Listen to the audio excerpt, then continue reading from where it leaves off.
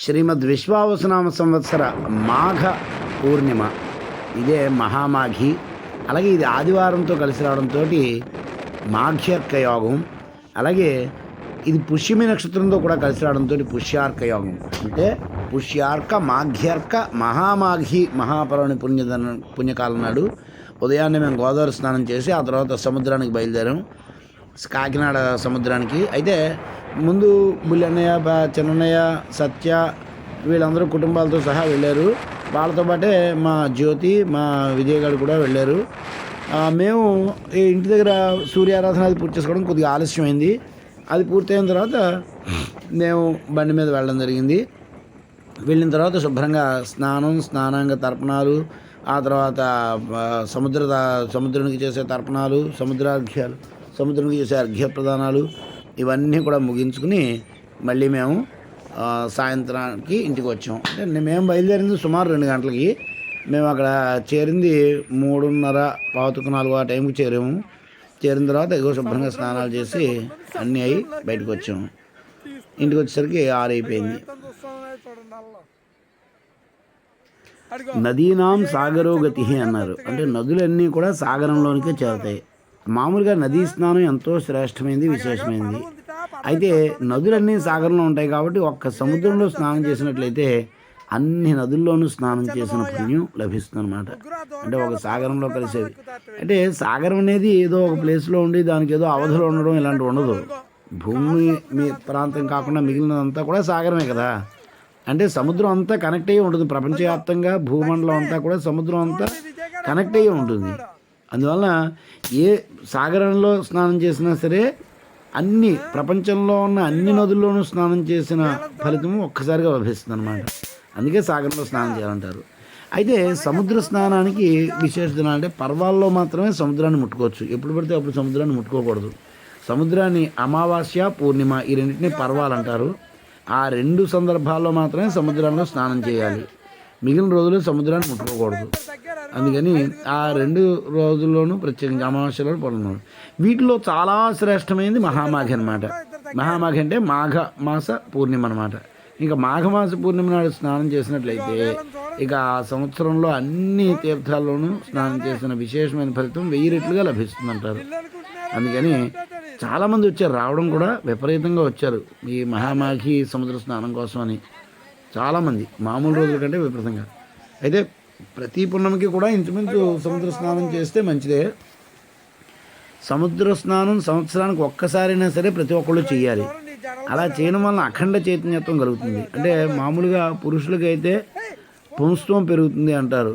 ఏది అశ్వారోహణం, అలాగే సముద్ర స్నానం చేయడం ద్వారా.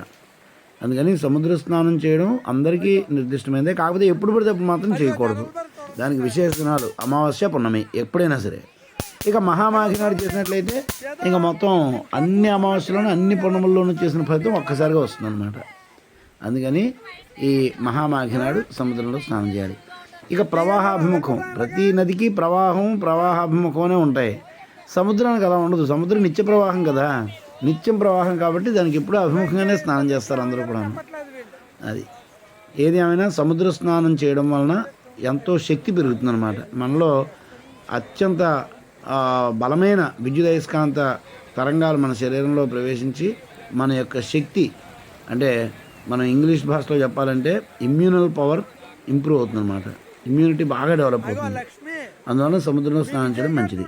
అయితే సముద్రంలో స్నానం చేయమన్నాం కదా అని చెప్పేసి ఎప్పుడు పడితే మాత్రం సముద్రంలో స్నానం చేయకూడదు. మళ్ళీ చెప్తున్నాను, అమావాస్య, పున్నమి ఈ 2 రోజుల్లో మాత్రమే. అది కూడా పగటిపూట మాత్రమే చేయాలి. మళ్ళీ సూర్యాస్తమయం అయ్యాక చేయకూడదు. ఉదయం బ్రాహ్మీ కాలంలో చేయొచ్చు, అంటే సూర్యోదయానికి ముందు కాలంలో కూడా చేయొచ్చు. ఇది పుష్యార్క, మాఘ్యర్క, మహామాఘి మహాపర్వణి పుణ్యకాలం అన్నమాట. అందుకని సంకల్పంలో కూడా పుష్యార్క, మాఘ్యర్క, మహామాఘి పర్వణి పుణ్యకాలే మమ అంతర్బహిశౌచ సిద్ధి ద్వారా అఖండ చైతన్యత్వ సిద్ధ్యర్థం ఆచంద్రార్కం అస్మద్వంశాభివృద్ధ్యర్థం గోత్రాభివృద్ధ్యర్థం అని సంకల్పం చెప్తారు. ఎందుకంటే దీని ద్వారానే మన వంశం అభివృద్ధి చెందింది, మన గోత్రం అభివృద్ధి చెందింది. తద్వారా మంచి ఆలోచనలు గల వారి యొక్క జనాభా ఈ భూలోకంలో పెరిగేది. అయితే సముద్రాన్ని మాత్రం మళ్ళీ చెప్తున్నాను, రాంగ్ హ్యాండ్లింగ్ మాత్రం ఎప్పుడు చేయకూడదు. తప్పుడుగా సముద్రాన్ని ఎప్పుడు కూడా మనం హ్యాండిల్ చేయకూడదు. సముద్ర స్నానం చేయమన్నాం కదా అని చెప్పేసి దూకుడుగా వెళ్ళిపోయి సముద్రంలోకి వెళ్ళిపోవడం, లోపల దాకాను అలాంటివి కూడా చేయకూడదు. చాలా జాగ్రత్తగా చేయాలి. సాధ్యమైనంత వరకు ఒడ్డు దగ్గరలో ఉండేలాగే చూసుకోవాలి. సముద్ర స్నానం చేయమన్నాం కదా అని చెప్పేసి నదిలో వెళ్ళినట్లుగా లోపలికి వెళ్ళిపోతే ఒక్కోసారి అదుపు తప్పిపోయే ప్రమాదం ఉంటుంది. ఈత వచ్చిన వాళ్ళు మాత్రం లోపల దాకా వెళ్ళాలి. అది వాళ్ళు కూడా ఎక్కువ లోపలికి వెళ్ళకూడదు.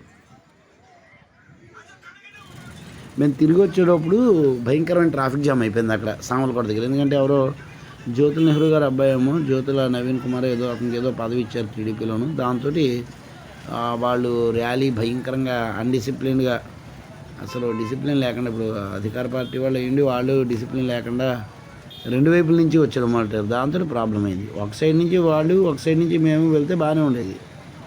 అలా రావడంతో ట్రాఫిక్ జామ్ అయ్యి ఒక అరగంట అక్కడ వ్యర్థమైంది. సరే, ఏదేమైనా సముద్ర దర్శనం, సముద్ర స్నాన దర్శనం అన్నీ ఒకసారి అందరికీ చూపించాలనే ఉద్దేశంతో చేయడం జరిగింది. సర్వేభ్య ఆదిత్య అనుగ్రహ సిద్ధిరస్సు. మాఘ్యర్క పుష్యార్క మహామాఘి శుభాకాంక్షలు. సర్వేభ్య శుభం భూయాత్. స్వస్తి.